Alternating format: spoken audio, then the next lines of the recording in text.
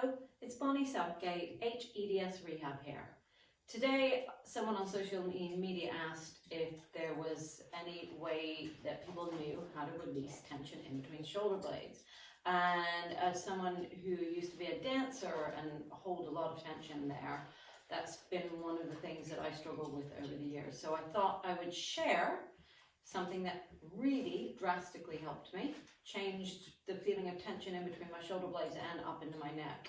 And I had tried stretching, I had tried lots of different movements, I'd tried relaxation techniques, I had tried massage and nothing helped. And then when I did my sports therapy training, I learned a technique called post-isometric relaxation, and it was a game changer for me in many bits of my body, but particularly in between the shoulder blades. So I thought I would share that with you. So the idea behind a post-isometric relaxation technique is that we take the muscle to length, and that's just to the point of bind, so where it feels a little bit stretchy. Sometimes with hypermobility that's hard to tell, but in the areas which are tight you should still be able to find that. And then you're going to recruit the muscle very lightly, so really maybe 10% maximum effort. They say up to 20%, but we tend to over-recruit if anything, so aim for 10% effort. So what we're going to do is take the band, and this is aiming for the muscles in between your shoulder blades, which are called your rhomboids. You're going to try and soften that part of your back. So we need to soften the front. You're going to feel a bit slouchy when you do it, so I'm going to turn around and show you, and I'm going to allow my shoulders to go round. I'm going to allow my upper back to go round, and I'm going to think about my shoulder blades being able to separate. So I'm going to hold the band in front, lifting my arms just up slightly. They don't need to be up high, just there. I'm going to let my head relax, and I'm going to pull apart my hands on the band, but not enough to create a pull. So I'm not really pulling hard enough to stretch my band. So you're barely pulling. And then I'm just going to take a nice breath in, into my back, and then I'm going to exhale and just relax. Good. And I'm going to repeat that 2 or 3 times. So bringing the arms forward. And just very gently, very gently opening up and back.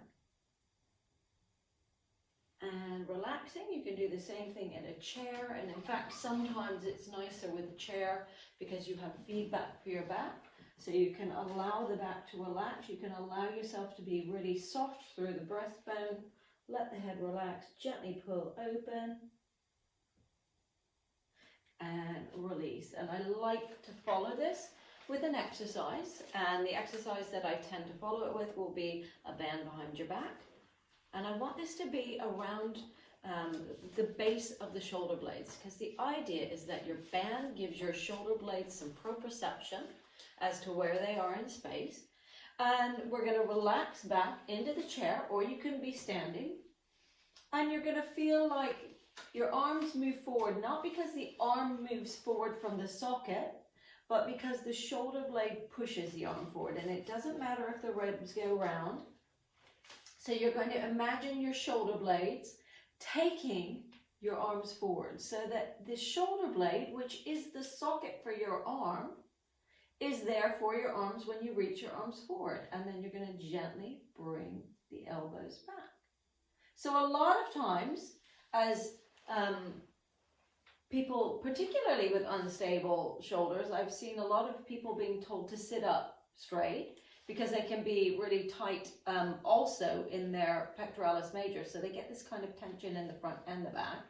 And they're told to sit up straight, and then they end up tightening these muscles in back, which then brings dysfunction to the scapula. So what I want you to think, don't worry about the front at the moment. You're going to think about the shoulder blades pushing the arms forward, so that you get that sense of space between the shoulder blades in back, slowly bringing the arms back.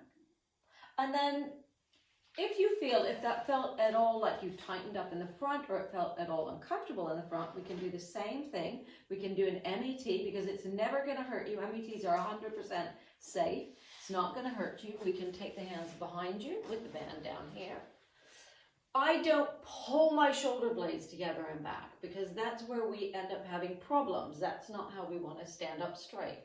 I think about lifting the sternal bone or the clavicles, because that's where we get tight with our pectoralis major, and that can cause problems with shoulders as a pattern and contribute to the instability. So we want to think not shoulders back together tight, but collarbones lifted. It's a very different movement.